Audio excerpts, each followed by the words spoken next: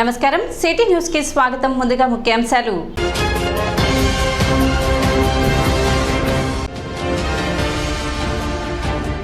Sub collector కార్యాలయంలో జరిగిన grievance కు 10 అర్జీలు వచ్చినట్లు వెల్లడించిన సబ్ కలెక్టర్ ప్రకాష్ జైన్.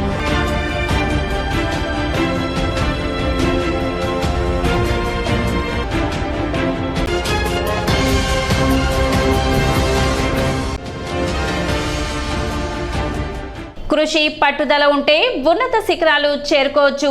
జిల్లా జెడ్పీ చైర్పర్సన్ కత్తెర హేరి క్రిస్టినా.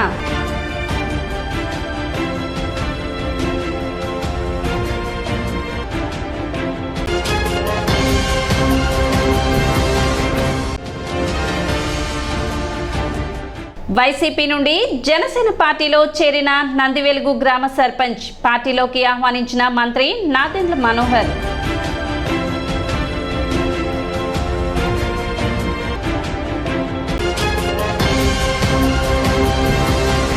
తెలుగుదేశం పార్టీని నమ్ముకుంటే పార్టీ మీకు అండగా ఉంటుందని మాజీ మంత్రి ఆల్పాటి రాజేంద్ర ప్రసాద్ స్పష్టం చేశారు.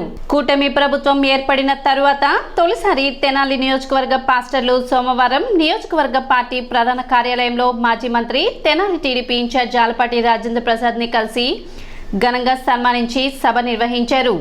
ఈ సందర్భంగా జరిగిన సభకు రాష్ట్ర ఐటీడీపీ కార్యనిర్వాహక కార్యదర్శి మల్లవరపు విజయ్ అధ్యక్షత వహించగా పాస్టర్లు బ్రదర్ సాల్మన్, ఎబ్బేజు, జకరియా తదితరులు ప్రభుత్వ పరంగా పాస్టర్లకు కావాల్సిన అవసరాలు కోరారు. అనంతరం మాజీ మంత్రి ఆల్పాటి రాజేంద్ర ప్రసాద్ మాట్లాడుతూ రాష్ట్రంలో క్రిస్టియన్ కార్పొరేషన్ ఏర్పాటు చేసిన తొలి ముఖ్యమంత్రి నారా చంద్రబాబు నాయుడు అని, గత వైసీపీ ప్రభుత్వం పాస్టర్లకు గౌరవ వేతనం ఇస్తామని కేవలం 1 సంవత్సరం లోపు మాత్రమే 5,000 చొప్పున, అది కూడా వాళ్లకు సంబంధించిన అతి కొద్ది మందికి మాత్రమే ఇచ్చి మోసం చేసిందని ఈ సందర్భంగా ఆయన గుర్తు చేశారు. ఈ సందర్భంగా ఆయన మాట్లాడుతూ చంద్రబాబు నాయుడు ప్రభుత్వం 2014లో క్రిస్టియన్ కార్పొరేషన్ చేసి దానికి నిధులు ఏర్పాటు చేసి క్రిస్టియన్ భవన్ల నిర్మాణానికి పూనుకొని రాష్ట్ర వ్యాప్తంగా క్రైస్తవ సమాధుల తోటలకు సుందరీకరణ కోసం చుట్టూ ప్రహరీ గోడ కోసం నిధులను హెచ్చించి ఆనాడు చేయూత అందించిందని, అంతేగాక క్రిస్టియన్ కార్పొరేషన్ ద్వారా చర్చిల నిర్మాణానికి తదితర అంశాలకు నిధులు కేటాయించిన ఘనత అప్పటి టీడీపీ ప్రభుత్వానిదేనని, అదే సందర్భంలో అప్పట్లో తెనాలి క్రైస్తవ సమాధుల తోట కోసం 52 సెంట్లు స్థలాన్ని ఏర్పాటు చేయగా అప్పటి ప్రతిపక్షమైన వైసీపీ దాన్ని అడ్డుకొని నీరు కార్చిందని, పోనీ వాళ్ళు అధికారంలోకి వచ్చాక అది అందుబాటులోకి తెచ్చారంటే అది కూడా లేదని, క్రైస్తవులకు పూర్తిగా అన్యాయం చేసిన వారిని దగా చేసిన ప్రభుత్వం ఏదైనా ఉందంటే అది జగన్ రెడ్డి ప్రభుత్వం అని గుర్తు చేసి, గతంలో క్రిస్టియన్ కార్పొరేషన్ ద్వారా ఎస్సీ ఎస్టీ సప్లాన్ నిధుల ద్వారా క్రైస్తవులకు, దళిత క్రైస్తవులకు ఏ విధంగా టీడీపీ ప్రభుత్వం చేయుతగా ఉందో అంతకుమించి ఇప్పుడు కూటమి ప్రభుత్వం ప్రజాపాలన అందించేందుకు ముందుంటుందని, ఏ విధంగా ఏ పాస్టర్నైనా ఎవరైనా వ్యక్తిగత దూషణలకు దిగి ఇబ్బంది పెడితే ఖచ్చితంగా చర్యలు తీసుకుంటామని ఈ సందర్భంగా ఆయన హెచ్చరించారు. మంచి ఎక్కడ ఉంటే అక్కడ దేవుడు ఉంటాడు. మన దేవుని సహాయం అడగ అసలు మనం మంచి కోసం ఆలోచిస్తాం కాబట్టి, మంచి చేస్తానికి ప్రయత్నిస్తాం కాబట్టి, మంచి ఆలోచనతో జీవిస్తాం కాబట్టి మనతో దేవుడు అది సో ఆ రకంగా మనం ఉండాలని కోరుకుంటున్నాం.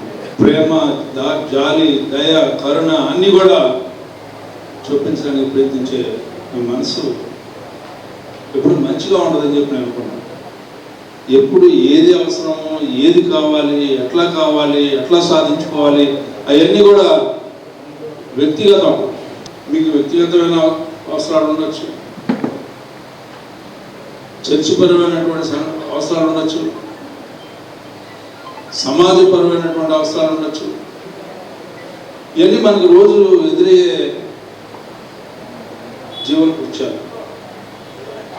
నిత్యం మన మనిషిగా పుట్టాం కాబట్టి, మనం నడుస్తున్నాం కాబట్టి, జీవిస్తున్నాం కాబట్టి మనకు సమస్యలు ప్రతిరోజు ఉంటాయి. లేకపోతే మనం జీవితం లేదు. అన్నీ బాగుంటే జీసస్ క్రైస్ట్ పక్కన మనం కూడా ఉండేవాడు. లేకపోబట్టి ఆయనలాగా మనం ఎక్కడ దాకా ఎంతవరకు, ఎంత మార్గ మధ్యలో అవుతామా, దరిచేస్తామా, లేకపోతే తుదికిలోనే ఉంటామా, అసలు వెళ్ళలేమా, ఆదిలోనే ఉంటామా, ఎక్కడ ఉంటామా అనేది మనం ప్రశ్నించుకుంటూ ఉంటాం ప్రతినిత్యం. పార్టీ పట్ల మీకు ఒక నమ్మకం ఉండాలి అనేది నేను కోరుకుంటాను. నేను యాతావాత నేను ఏంటో చివరికి నేను చెప్పాలనుకుంటే పార్టీ పట్ల మీకు నమ్మకం ఉండాలి. బైబిల్ చదవట్లేదా? బైబిల్ ముట్టుకోవట్లేదా? బైబిల్ని విసర్జిస్తున్నావా? ఎప్పుడు మన హృదయాన్ని హత్తుకొని ఉంటామండి.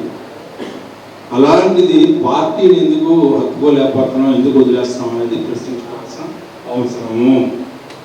సంఘ కాపరి ఏ రకంగా సంఘాన్ని కాపాడుతూ ఉంటాడో ఈ పార్టీని కాపాడే సంఘ కాపరులు మీరు అవ్వాలని చెప్పి మనం ఒక ముసుగేసుకుంటున్నాం. ఎందుకు వేసుకుంటున్నాం అనేది మనం పాస్టర్స్ కాబట్టి, మనం బిషప్లు కాబట్టి, మనం ఫాదర్స్ కాబట్టి మనం న్యూట్రాలిటీగా ఉండాలి. వచ్చిన వాళ్ళందరికీ పూర్తి చేయాలి. దాంట్లో తప్పే. వచ్చిన వాళ్ళందరికీ మనం వాళ్ళు దేనికోసం అయితే వచ్చారో మన దగ్గరికి మనం దేవుని బిడ్డని గౌరవించాలి. ఆ బిడ్డ ఎటువంటి వాడైనా సరే మంచి మనసు పోయా ఇన్ని మంచి మనసుని ఇచ్చి ఆయన గౌరవించలేదు అప్పుడే అని చెప్పి చెప్పడంలో సందర్భం లేదు. కానీ నీకు ఒక పాత్ర ఉంది. ఆ ప్రాంగణం వారికి నిన్ను కోరినప్పుడు నువ్వు చేయాల్సినటువంటి పని, కానీ నీ పాత్ర వేరు. నువ్వు నిన్ను పాలన వేరు చేయాల్సిన పాత్ర ఉంది. అది ప్రధానమైనటువంటి ప్రాధాన్యతతో కూడినటువంటి సమాజాన్ని కాపాడే, నువ్వు ఏ సమాజం కోసం అయితే, ఎక్కడైతే ఎవరి కోసం అయితే, ఏ అన్నార్థుల కోసం అయితే ఎవరు అలంబిస్తా ఉన్నారో వాళ్ళందరినీ రక్షించడానికి కోసం అయితే రోజు వాళ్ళ కోసం ప్రార్థన చేస్తా ఉన్నారో ఆ ప్రార్థన ఫలించాలి అంటే నీ పందాలో స్పష్టత ఉండాలి, మంచి చెడు అనే విశ్లేషణ ఉండాలి. కార్యక్రమంలో పాస్టర్లు అన్నం ఆదం, ప్రవర్ధన్ వర్మ, బాబురావు, శద్రక్, షాలెం, శుభాకర్, గాబ్రియల్ తదితరులు పాల్గొన్నారు. తెలుగుదేశం ప్రభుత్వం అధికారంలో ఉన్నప్పుడు 2014 నుండి 19 వరకు అంతకుముందు ఏ ముఖ్యమంత్రి కానీ ఆ తర్వాత ఉన్న ముఖ్యమంత్రి వైఎస్ జగన్మోహన్ రెడ్డి కానీ చేయని మంచి కార్యాలు తెలుగుదేశం పార్టీ ప్రభుత్వం చేసింది. ఎవరికంటే క్రైస్తవులకు. ఎలా చెప్తారు పాస్ గారు మీరు అని చెప్పి నన్ను అడిగితే ఇక్కడున్న చాలా మందికి తెలుసు. అంతకుముందు ముఖ్యమంత్రి జగన్మోహన్ రెడ్డి గారు నేను క్రైస్తవునని, బాప్తీసం తీసుకున్నానని, ఆయన ఇష్టం వచ్చినట్టు మనందరికీ గుడి కట్టి తర్వాత ఆయన ఇల్లు నదుల్లో మునిగి బొట్లు పెట్టుకొని ఇవన్నీ చేసిన కార్యాలు ఇక్కడ ఉన్న సగం మంది పాస్ గారు తెలియదు. మాకు మాత్రం బాగా తెలుసు. ఆయన క్రైస్తవ సమాజం పేరు పెట్టుకొని నేను క్రైస్తవులకి పే చేస్తానని చెప్పి ఊరికే పాస్టర్లకి గౌరవ వేతనం అని చెప్పి కరోనా టైంలో ఒక 5,000 వేసింది. కొందరినే కాదు అందరినీ పిలవండి, అందరికీ మరి సమానంగా చేయండి అని చెప్పింది. అంటే అజయ్ గారి యొక్క ప్రేమ గురించి మన వాళ్ళందరూ చెప్పారు కదా. ఆయన ప్రేమ ఎలాంటిది అని అంటే మీ అందరికీ తెలుసు, మనందరికీ తెలుసు. ఒకరినొకలాగా ప్రేమించే ప్రేమ కాదు, అందరి మీద సమానమైనటువంటి ప్రేమ. మరి ప్రాముఖ్యంగా దేవుని సేవకులంటే మరి ఎక్కువ మరి ప్రేమ, అలాగే భక్తి, గౌరవం కూడా ఉంటాయి. ఆ రోజు మీటింగ్ పెట్టినప్పుడు పెట్టే సమయంలో వారు చెప్పినటువంటి మాట ఇచ్చే ఆఫరింగ్ విషయంలో కానీ, అలాగే మరి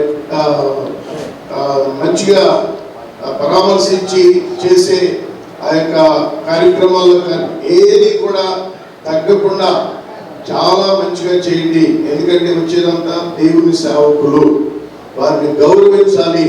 పంట కాలువల్లో డ్రైన్లలో గుర్రపు డెక్క పూడికతీత పనులను సబ్ కలెక్టర్ ప్రకాష్ జైన్ పరిశీలించారు. చినరావూరు డొంక, పెదరావూరు జంపని డ్రైన్, బురెపాలెం తదితర ప్రాంతాలలో వ్యవసాయం, ఇరిగేషన్ అధికారులతో కలిసి సబ్ కలెక్టర్ పర్యటించారు.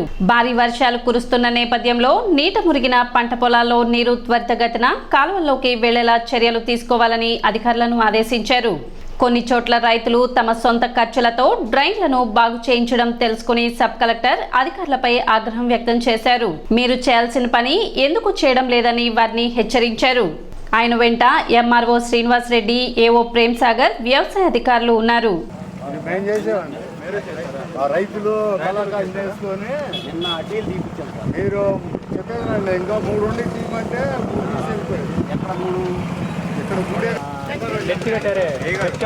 ఎన్ని అడ్డాలు ఉన్నాయి అక్కడ మనకి డిపార్ట్మెంట్ కింద ఈ డ్రైన్ మాది. ఇప్పుడు జంపంలో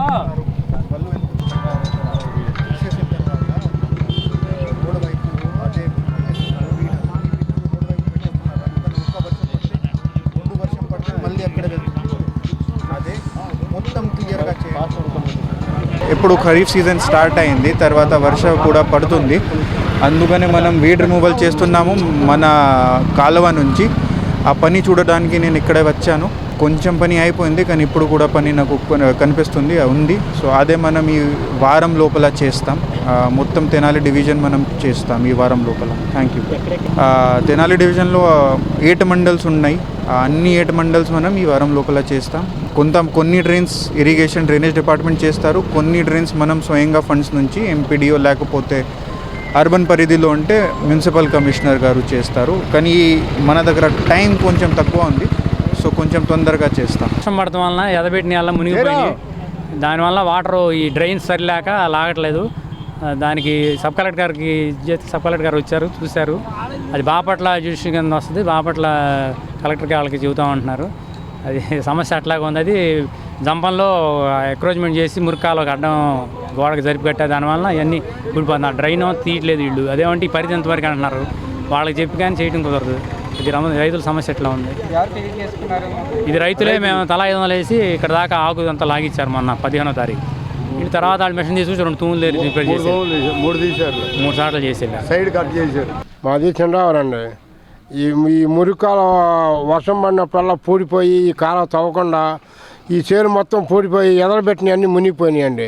నార్మల్ మునిగిపోయినాయి, ఎదలు మునిగిపోయినాయి. మొత్తం దీనివల్ల ఇబ్బందికరం అవుతుందండి. మీరు తీసి మాకు ఏదైనా మేలు చేస్తారని చెప్పని మేము పిలిపించామండి. భారీ వర్షాల కారణంగా పంట నష్టపోయిన రైతు కౌలు రైతులకు 10,000 రూపాయల నష్టపరిహారం రైతు భరోసా కేంద్రాల ద్వారా ఉచితంగా విత్తనాలు, ఎరువులను ఇచ్చి ఆదుకోవాలని కోరుతూ ఆంధ్రప్రదేశ్ రైతు సంఘం ఆధ్వర్యంలో సోమవారం ధర్నా నిర్వహించి సబ్ కలెక్టర్ ప్రకాష్ జైన్ కు వినతి పత్రం అందజేశారు. ఈ సందర్భంగా శివసామిరెడ్డి విలేకరులతో మాట్లాడుతూ పంట నష్టపోయిన పొలాలను ఎన్యూమరేట్ చేయాలని, రైతు కౌలు రైతులకు పరిహారం అందించే విధంగా ప్రభుత్వం చర్యలు తీసుకోవాలని, పంట కాలువలు, మురుగు కాలువల్లో మిగిలిపోయిన చోట గుర్రపు డెక్క, తూటాకు తొలగించాలని, మున్సిపాలిటీ మురుగు పంట కాలువల్లోకి రాకుండా చర్యలు తీసుకోవాలని కోరారు. గత సంవత్సరం రబీలో పంట నష్టపోయిన జొన్న రైతులకు ఇన్పుట్ సబ్సిడీ వచ్చేటట్టు చూడాలని తేలప్రోలు మాజీ సర్పంచ్ వేజెండ్ల రోసయ్య పేర్కొన్నారు. కార్యక్రమంలో మహబూబ్ ఖాన్, రెడ్రోతు మహేశ్వరరావు, షేక్ మస్తాన్, వేజెండ్ల నాగేశ్వరరావు, వంపుగళ్ల సుమన్, మేకల సురేష్, ఏడుకొండలు రత్నరాజు, ప్రసాదరావు, పాపారావు, గోపి, సుధాకర్ తదితరులు పాల్గొన్నారు. గత వారం రోజులుగా డెల్టా ప్రాంతంలో కురుస్తున్న భారీ వర్షాల కారణంగా రైతులు, కౌలు రైతులు విపరీతంగా నష్టపోయారు. ఇరిగేషను, డ్రైనేజీ శాఖలు, అట్లాగే తెనాలి మున్సిపాలిటీ వారు కూడా నిర్లక్ష్యపూరితంగా వ్యవహరించడం వలన ఇవాళ పంట కాలువలు, మురుగు కాలువలు అన్నీ కూడా గుర్రపడెక్కకు, తూటాకుతో నిండిపోయి వర్షంతో పాటు ఈ నష్టం కూడా అధికమైంది. ఒక్కొక్క రైతు మళ్ళీ వ్యవసాయం చేయాలంటే ఎకరానికి 10,000 రూపాయల పైన ఖర్చు అవుతుంది. ఇవాళ మార్కెట్లో కూడా విత్తనాలు కూడా దొరికే పరిస్థితి లేదు. రైతులంతా కూడా ఆందోళన పడుతున్నారు. అనుక మేము ఆంధ్రప్రదేశ్ రైతు సంఘంగా ప్రభుత్వానికి విజ్ఞప్తి చేసేది ఏంటంటే సబ్ కలెక్టర్ గారి ద్వారా రైతులకి నష్టపోయిన ప్రతి ఎకరాన్ని కూడా ఎన్యూమరేట్ చేయండి. ఎకరానికి 10,000 రూపాయలు పరిహారం ఇవ్వండి. అట్లాగే ఆ రైతు భరోసా కేంద్రాల ద్వారా ఎరువులు, విత్తనాలు ఉచితంగా రైతులకు అందజేసి ఆ విధంగా మళ్ళీ పంట పండించేందుకు ప్రభుత్వం తోడ్పడాలని విజ్ఞప్తి చేస్తున్నాం. గత సంవత్సరంలో అకాల వర్షాల వలన జొన్న రైతులు తీవ్రంగా నష్టపోయారు. ప్రభుత్వం ఇన్పుట్ సబ్సిడీ ఇస్తానని ఆ ప్రభుత్వం చెప్పింది. అప్పటి నుంచి ఇప్పటి వరకు వీళ్ళు వ్యవసాయ శాఖ కమిషనర్ గారికి అన్ని శాఖలకి కూడా కాళ్ళర్ గేటు, చెప్పులర్ గేటు తిరిగినా కానీ ఇంతవరకు కూడా ప్రభుత్వం నుంచి ₹1 కూడా రాలేదు.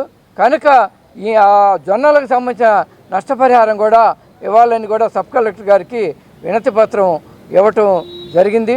మరి ఈరోజు మన వరి పొలాల్లో చాలా నష్టపోయి ఉన్నాము. వరి విత్తనాలు వేసి వాటి గురించి మనం కలెక్టర్ ద్వారా మన ప్రభుత్వానికి తెలియపరచడానికి ఈరోజు కలవటం జరిగింది.